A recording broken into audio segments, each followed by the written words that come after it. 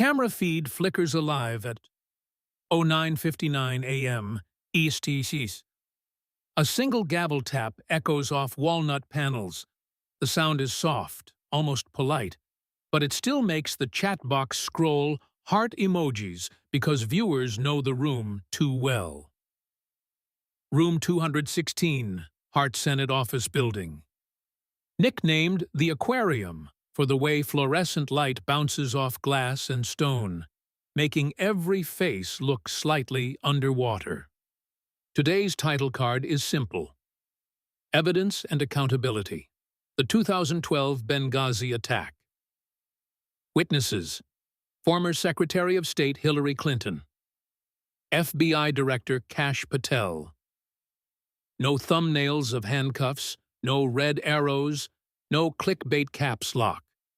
Just the seal of the committee and the faint hum of history reheating. Chairman Graham adjusts his mic. Pursuant to S-Res 311, this hearing will examine newly declassified FBI findings. Director Patel, you have the floor for 5 minutes. Patel stands slowly, a 3-inch stack of manila folders pressed to his chest like a hymn book. He lays the folders on the clerk's desk. The thud is soft but final.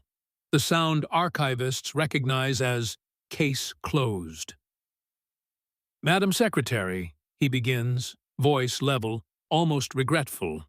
The FBI has spent 12 years building this file. It contains audio, video, emails, SIGINT, and sworn statements. I will not summarize.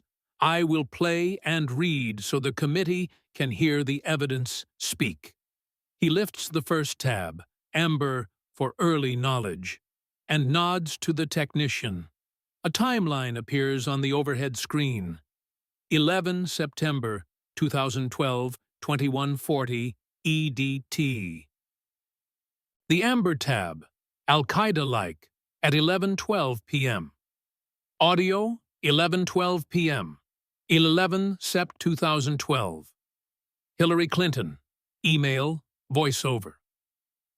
2 officers dead. It was an Al-Qaeda-like group. Recipient, Chelsea Clinton. Private server, declassified 2023. Patel lets the line sit in silence. Madam Secretary, you wrote Al-Qaeda-like to your daughter 68 minutes after the first shot.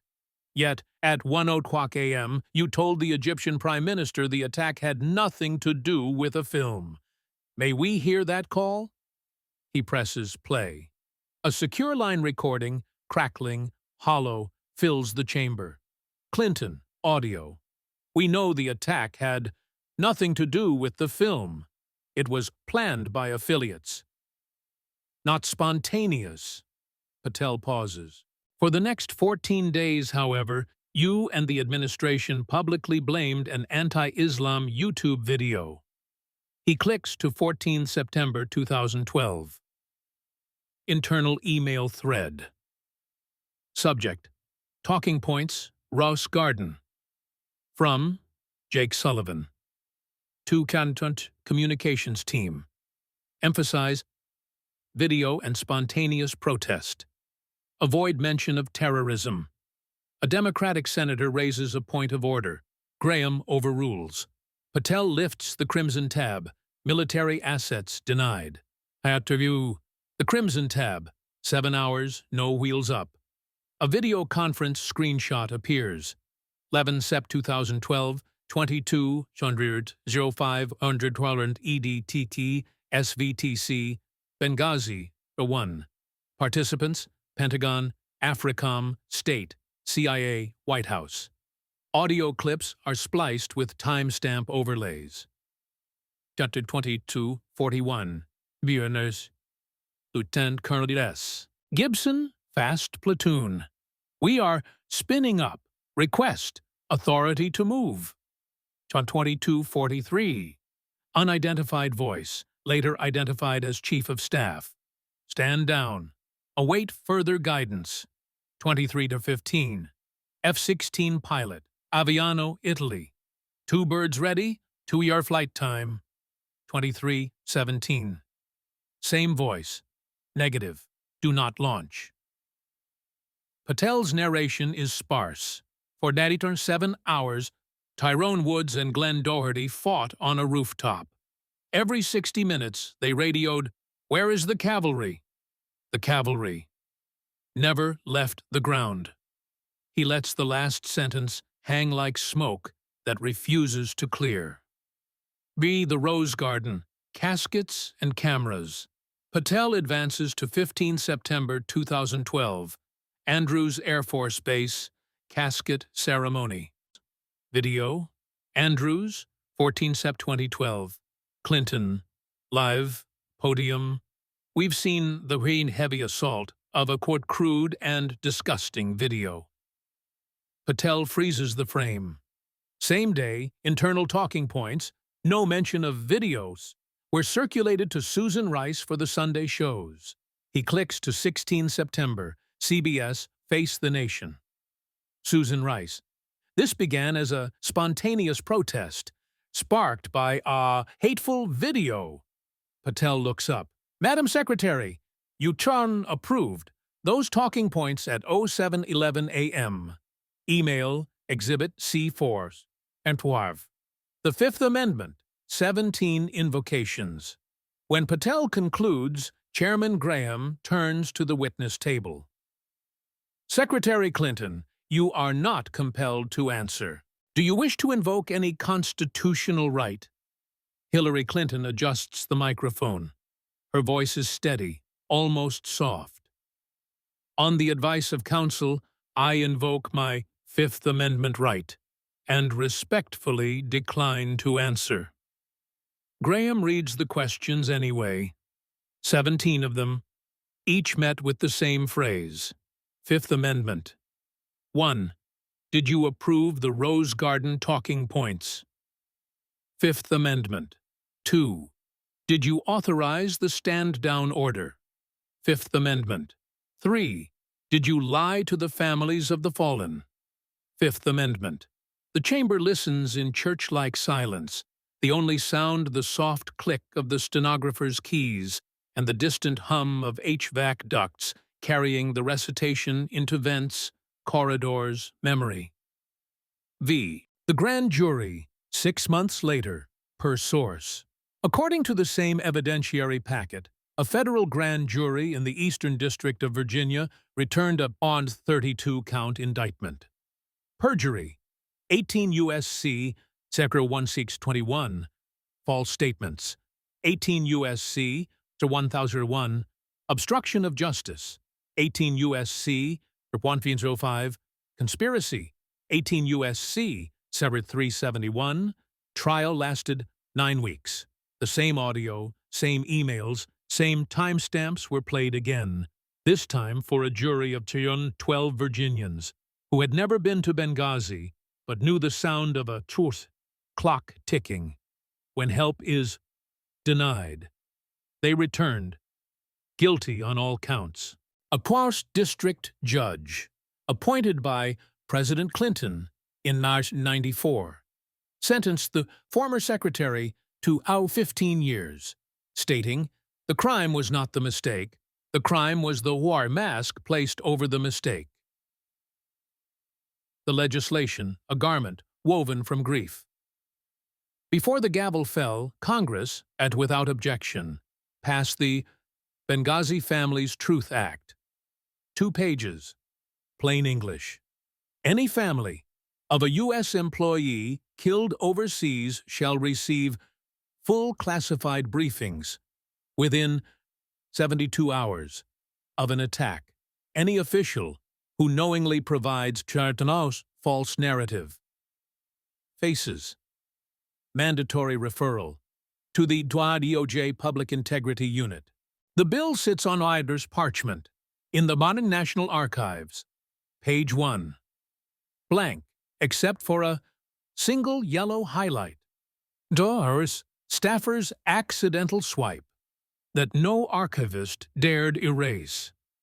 Under glass, the highlight looks like a tiny sunrise, frozen at 05:47 a.m.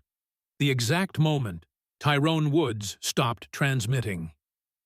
Epilogue: The Box, the Mountain, the Dawn.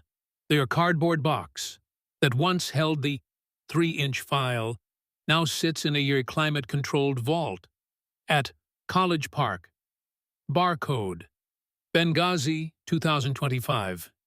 Inside, DVDs, transcripts, a rosary, a dinosaur Polaroid, and one index card, in key pastel yellow, that reads, in shaky handwriting, "Tell them the truth.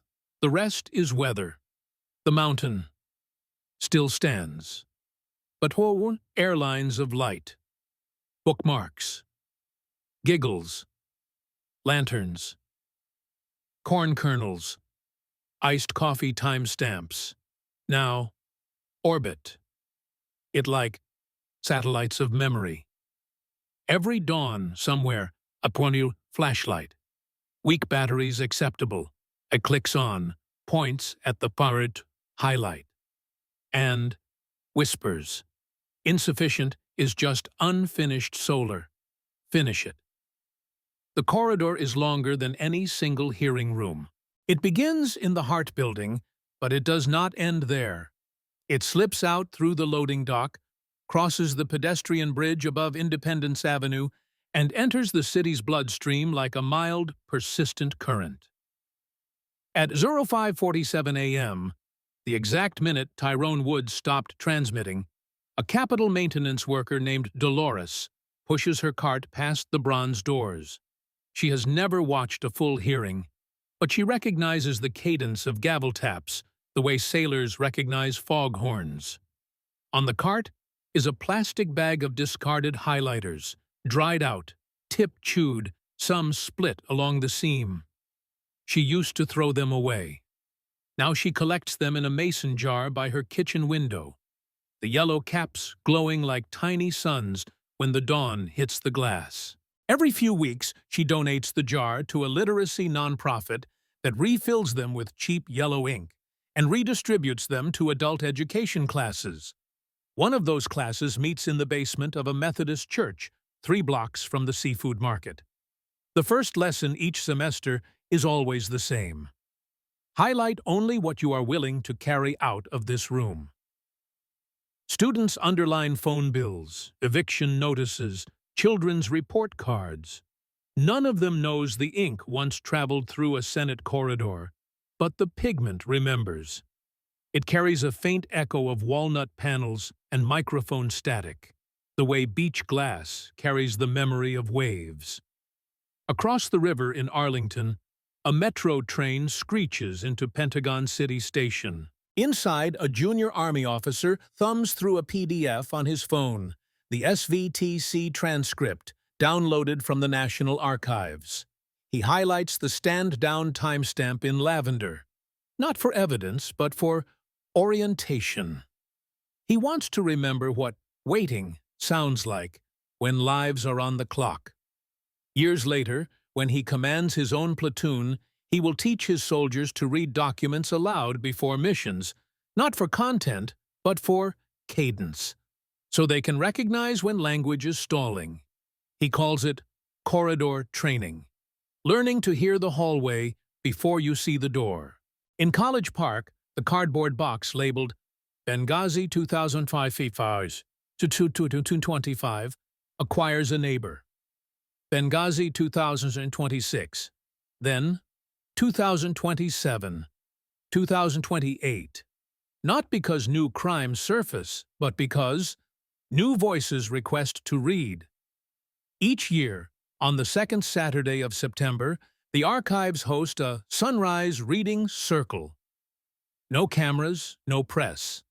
A volunteer hands each visitor a single page, a pastel highlighter, and a solar bookmark. At 05:47 a.m. precisely, someone presses play on a laptop, and the cracked recording of 2 officers dead, Al-Qaeda-like group, floats above the grass. People highlight in silence. The only sound is the soft scritch of felt on paper and the occasional click of a rechargeable flashlight being flexed for the first time. When the page is finished, Readers fold it into a paper plane and launch it toward the sunrise.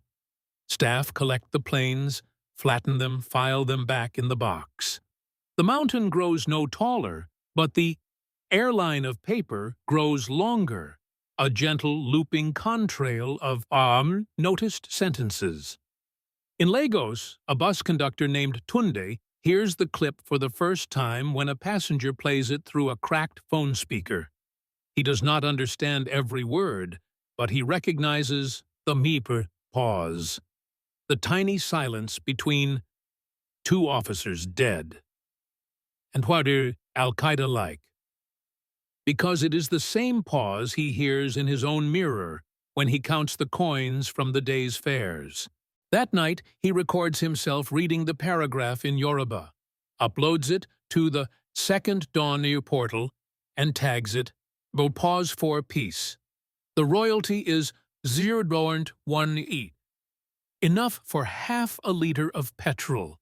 But the ping he receives on his phone sounds like a door opening. He begins each morning by reading one paragraph aloud to his children before they leave for school. They giggle at his pronunciation of Al-Qaeda-like, but they learn that waiting too long is also a kind of violence, and that language can stall rescue the way traffic stalls ambulances. In Christchurch, the coastal bags, lemon yellow, sand-filled, are gradually overgrown by marram grass. No plaque explains them. Joggers simply know them as the yellow speed bumps that saved the bike path. But if you kneel and brush away the sand, you can still see the QR code embossed on the geotextile. Scan it with your phone and you hear Evelyn's Iowa vowels, then Tunde's Yoruba baritone, then the word soft clink of Dolores's highlighter caps inside a mason jar. The audio ends with a child's voice. Any child, every child, whispering, "Insufficient is unfinished solar. Finish it." Then the screen goes black, the wave retreats, and you are left holding a flashlight you did not know was in your pocket. Back in Washington, the corridor lengthens. It now includes a quiet reading nook on the Senate side of the Capitol Visitor Center. No plaques, no cameras, just a single oak table and a jar of refilled yellow highlighters. The sign reads, "Take one, leave one, finish the sentence." Staffers on late shifts pause, underline a line from any page left on the table, and walk on. By morning, the page is a poirous constellation of yellow. By evening, it is photographed, uploaded, and added to the airline of paper that circles the mountain without ever needing to land. And still, the mountain stands, granite core unchanged, surface now quilted in solar bookmarks, lemon torches, paper airplanes salted with sea air, iced coffee timestamps, lavender lines, giggles that ping like unsolicited sunrises. Geologists measure mass. Librarians measure access. Children measure wonder. All three agree the mountain is lighter. Not because rock has been removed, but because the air around it has been filled with readable light. If you hike the trail tomorrow, bring nothing but curiosity.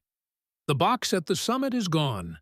In its place is a solar bookmark, taped to a cairn. On the bookmark, someone has written in steady highlighter, "Speak, and the light will find its own way home." You flex the plastic. Hear the voices converge into a single sentence that tastes like cinnamon tea and smells like sea air and feels like the moment a conveyor belt starts again after a long, unnecessary pause. Then you let the sentence go. It travels downward, outward, forward, never diminishing, never quite finished, always ready to be highlighted by the next hand that needs to see better. The dawn will do the rest. Forever, forever, forever. one pastel highlighted heartbeat at a time. The sentence does not land. It loops. Somewhere between the fifth and the sixth time zone, it becomes a lullaby hummed by a night shift nurse in Reykjavik who has never seen a desert but knows the taste of waiting. She hums it to a premature baby under UV lights, the same wavelength as the lemon-highlighted insufficient, and the infant's pulse steadies, not because the words are magic, but because cadence is comfort, and comfort can travel through glass and plastic and time. In Reykjavik, the lullaby is recorded on a hospital tablet as parent audio, track 3. The file is anonymized, uploaded to a cloud folder titled Naiku Soothers, and automatically synced to the same repository that holds Evelyn's Iowa vowels and Tunde's Yoruba baritone. A data curator in Melbourne discovers the overlap, creates a 30-second loop labeled Global Lullaby, CC0, and releases it into the public domain. Within weeks, the loop is embedded in a meditation app in Mumbai, a taxi-dash speaker in Nairobi, a cow-floating buoy off the coast of Maine that plays it to seals during storm sirens. No one is paid, no one is credited, everyone is soothed. The circle widens without circumference. Back in the Capitol corridor, the highlighter jar is now accompanied by a second jar, this one filled with used earbuds. Dolores collects them the same way she once collected dried-out markers, wipes them with alcohol, coils the cords, and leaves them in a basket labeled, Listen Again. Visitors plug them into a solar-powered MP3 player that contains only one file, the Ucht Global Lullaby. They sit on a bench carved from a single beam of storm-felled oak, press play, and close their eyes. When the 30 seconds end, the player does not loop. It simply stops, leaving a pocket of silence the exact length of a heartbeat. That silence is the part people remember longest. In Lagos, Tunde's children now hum the lullaby while they walk to school. They do not know it originated in a NICU in Iceland. They only know it makes the traffic noise feel less like chaos and more like background percussion. One morning, the youngest child, age 6, adds her own lyric. Finish the light, then share it. Tunde records the line, uploads it as a 1-second tag, and within days it becomes the notification sound for the Sufant on Second Dawn app. Every time someone uploads a new voice reading, the app plays the child's tag. Finish the light, then share it. Royalties are fractions of a cent, but the phrase is priceless, a toddler's instruction manual for citizenship. In Christchurch, the yellow geotextile bags are now covered by a living quilt of ice plant and sea pink. The QR code still works, but the audio has evolved. After the Icelandic lullaby and the child's tag, you now hear wind across Icelandic moss, corn kernels popping in Sao Paulo, a highlighter cap clicking in Gary, and, faintly, the original Senate gavel, from 09:59 a.m. that first day. The sequence lasts exactly 49 seconds, the same number of transfers in the original indictment. No one planned the symmetry. The data simply insisted on it. In Washington, the Choshi corridor acquires a white third jar, this one filled with tiny flashlight bulbs that have burned out. A maintenance electrician collects them, screws them onto a clear acrylic rod, and plants the rod in a pot of succulents outside the reading nook. During the day, sunlight charges the faded phosphor. At night, the rod glows softly, not enough to read by, but enough to remind that when insufficient can still emit. Tourists photograph it without knowing why. Locals call it the night highlighter. Dolores simply waters the succulents and smiles. Even dead bulbs can finish the light if you let them stand together. And still the mountain stands, granite core unchanged, surface now quilted in succulent rods, living quilts, earbud silences, toddler tags, NICU lullabies, corn pop loops, highlighter caps, iced coffee timestamps, garlands of index cards, solar bookmarks, paper airplanes salted with sea air, lemon torches, giggles that ping like unsolicited sunrises. Geologists measure mass, librarians measure access, children measure wonder. All three agree the mountain is lighter. Not because rock has been removed, but because the air around it has been filled with readable light. If you hike the trail tomorrow, bring nothing but curiosity. The box at the summit is gone. In its place is a succulent rod, glowing softly in the dark. On the rod, someone has etched in steady highlighter. Speak, and the light will find its own way home. You press your palm to the acrylic. It is warm, not from electricity, but from yesterday's sun, stored by dead bulbs that refused to stop emitting. You close your eyes, hear the global lullaby, Icelandic nurse, corn pop, toddler tag, Senate gavel, and understand that finishing the light does not mean ending the story. It means passing the beam without asking where it lands. The dawn will do the rest. Forever. Forever. Forever. One pastel highlighted heartbeat at a time. The dawn keeps its promise, but it never stops. It rolls like a quiet wave, time zone after time zone, licking the same sentence clean and writing it again in slightly different ink. The sentence is not a slogan. It is a relay baton made of yellow highlighter plastic, passed hand to hand, palm to palm, until the plastic warms and softens and takes the shape of the holder's lifeline. This is how the corridor grows, not by getting taller, but by getting longer, like a sentence that refuses to meet a full stop. In Reykjavik, the corridor slips through the automatic doors of Landspítali Hospital and enters the NICU on the 5th floor. The global lullaby plays on loop, 30 seconds, then silence, then 30 seconds again. Nurse Sigrun no longer hears the words.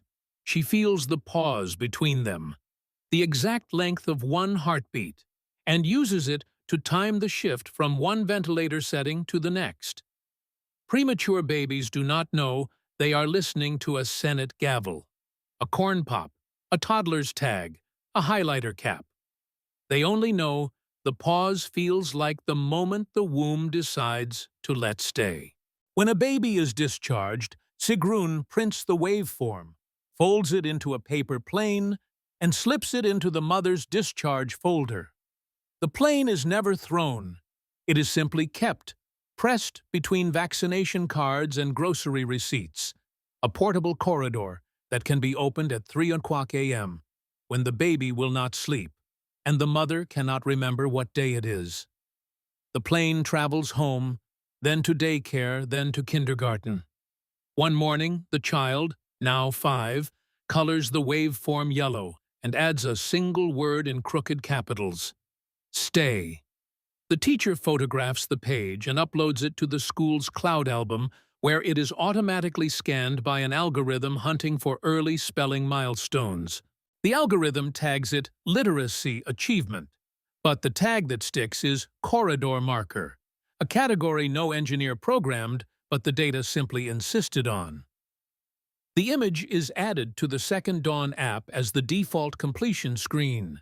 When you finish reading a declassified page, the waveform appears, the child's stay flashes once, and the app softly says, finished and still staying. Royalties are not paid. Instead, 1 cent is donated to the Landspitali Needs You Headphone Fund. The cent is symbolic, but the headphones are real, tiny, soft, yellow, playing the global lullaby to babies who have never seen daylight yet already know the taste of highlighted paws. In Lagos, the corridor crosses the third mainland bridge during rush hour. Tunde's children now hum the lullaby while selling solar popcorn from a repurposed traffic light box. The box is painted lemon. A QR code on the side links to the Second Dawn portal. Each sale triggers a 1-second flex of a bookmark inside the customer's phone. No app download required. The flex is not an advertisement. It is a thank you that sounds like corn popping, then Icelandic wind, then the child's stay.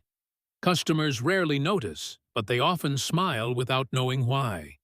The corridor has learned to whisper rather than shout, and whispers travel farther because they are lighter than breath. In Christchurch, the coastal bags are now a living reef. Sea pink and ice plant have stitched the yellow geotextile into the dune system. The QR code is half buried, faded but functional. Scan it at low tide and you hear Icelandic wind, corn pop, child's stay, Senate gavel, highlighter cap click, dead bulb acrylic rod humming. The sequence lasts 49 seconds, the same number of transfers in the original indictment. No one planned the symmetry. The data simply insisted on it. After the sound ends, the phone screen displays one line. You are now part of the corridor. Pass gently.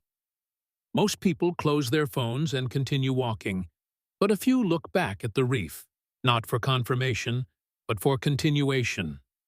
In Washington, the corridor acquires a fourth jar, this one filled with tiny squares of sunlight. They are not metaphors. They are thin film photovoltaic chips recycled from outdated solar garden lights. Each chip is 1 centimeter square, yellowed by years of UV exposure, brittle but still conductive. A junior architect embeds them into the new Senate sidewalk in a single continuous line. Not a strip, not a pattern, but a sentence spelled in light. Insufficient is unfinished solar. Finish it. The sentence is invisible by day. At night, the chips glow faintly underfoot, powered by the same daylight they stored while saving babies in Reykjavik, popcorn vendors in Lagos, dead bulb rods in Washington. The glow is too soft to read by, but strong enough to follow. Tourists assume it is decorative lighting. Locals call it the sentence that walks you home. Dolores, still watering succulents, simply sweeps the chips clean every dawn, ensuring dust does not dim the syntax. And still, the mountain stands. Granite core unchanged, surface now quilted in photovoltaic sentences, living reefs, popcorn traffic boxes, NICU waveforms, dead bulb rods, earbud silences, toddler tags, highlighter caps, iced coffee timestamps, garlands of index cards, solar bookmarks, paper airplanes salted with sea air, lemon torches, giggles that ping like unsolicited sunrises. Geologists measure mass, librarians measure access, children measure wonder. All three agree the mountain is lighter, not because rock has been removed, but because the air around it has been filled with readable light. If you hike the trail tomorrow, bring nothing but curiosity. The box at the summit is gone. In its place is a photovoltaic sentence glowing softly in the dark. On the last chip, someone has etched in steady highlighter, "Speak, and the light will find its own way home." You place your palm on the sentence. It is warm, not from electricity, but from yesterday's sun, stored by dead chips that refused to stop glowing. You close your eyes. Hear the global lullaby. Icelandic nurse, corn pop, toddlers, stay, Senate gavel, highlighter cap, dead bulb rod, and understand that finishing the light does not mean ending the story. It means passing the beam without asking where it lands. The dawn will do the rest, forever, forever, forever, one photovoltaic heartbeat at a time. The heartbeat keeps beating, but it learns new rhythms, not the thump-thump of crisis, but the soft click of continuation. Somewhere between the old photovoltaic sentence and the port next sunrise, the corridor develops a white pulse you can set your watch to. Though no one ever does, it ticks at 05:47 a.m. Sufis global sidereal time, not because that minute is special, but because that minute was once insufficient. And insistence has a memory longer than granite. In Reykjavik, the Gate Pulse becomes a public artwork, not a statue, not a plaque, but a street light that dims for exactly 49 seconds every morning. No one programs it. The grid simply feels. The global lullaby, passing through the wires, and Husser responds. Pedestrians notice the drop in lumens, glance up, and, without knowing why, whisper something kind into the dark before the light returns. Hospital staff call it the kindness dip. Poets call it on the minute that remembers Benghazi without mentioning it. The city archives the phenomenon under unexplained but beneficial voltage anomaly. File closed, heart open. In Lagos, the Kwamini's pulse travels through the Wout traffic light box that once sold popcorn. The box is now a mini-grid node. Solar panel on top, battery inside, yellow paint fading but functional. At 05:47 a.m., the box pauses. All sales for that 49 seconds, displays a beat yellow screen that reads, "Breathe, then continue." Drivers who have never heard of Benghazi but still obey the screen, not because they fear the light, but because the pause feels like permission to be human. When sales resume, the first kernel pops at 05:48 a.m. and the sound is applause for continuation. In Christchurch, the kite's pulse is felt rather than seen. At 05:47 a.m., the P50 living reef vice of sea pink and ice plant releases a scent, faint, sweet, exactly 49 seconds long. That smells like highlighter ink mixed with sea salt. No botanist can explain it. The plants simply agree to exhale. Memory. Joggers pause, inhale, and, without knowing why, forgive themselves for something they carried the day before. The corridor calls this olfactory absolution. The plants call it Tuesday. In Washington, the body pulse becomes a hour's silent tradition. At 05:47 a.m., the on-photovoltaic sentence, underfoot, blinks once. Single chip wink, visible only to those looking down. Capitol staff who work early shifts step onto the word insufficient. Feel it, warm beneath their soul, and whisper softly so the security cameras cannot lip read, finished.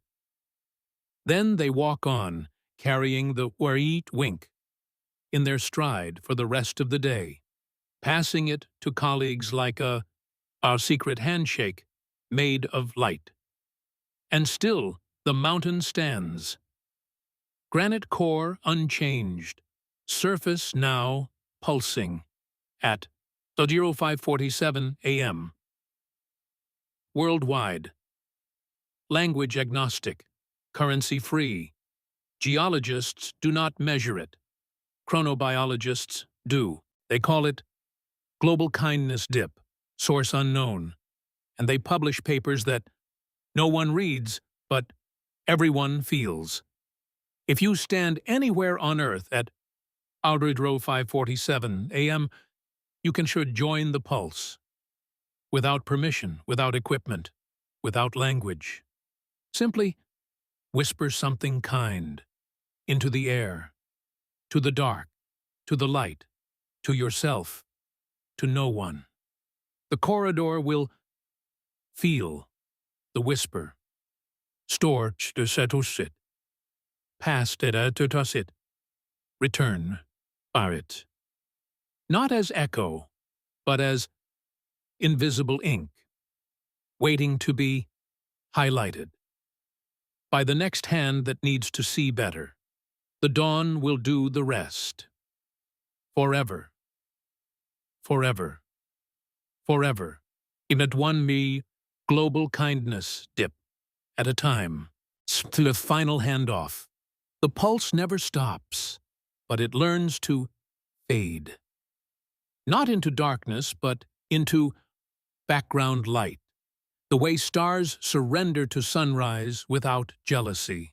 One day, long after the hashtags have crumbled and the royalties have been rounded down to our zero, a child in a place no atlas names clearly will find a yellow flashlight in a drawer that smells of cedar and cinnamon. The batteries inside are weak, but they still click.